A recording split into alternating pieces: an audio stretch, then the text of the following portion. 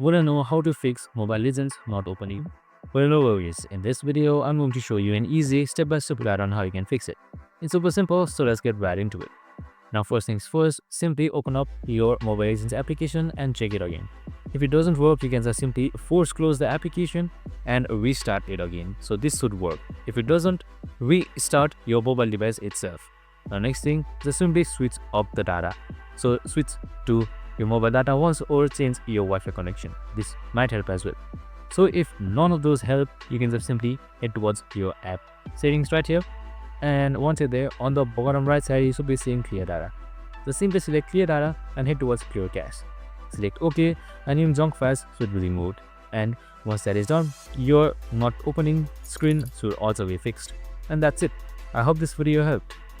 If it did, make sure to like, subscribe and tune in with us for more of these videos. See you in the next one.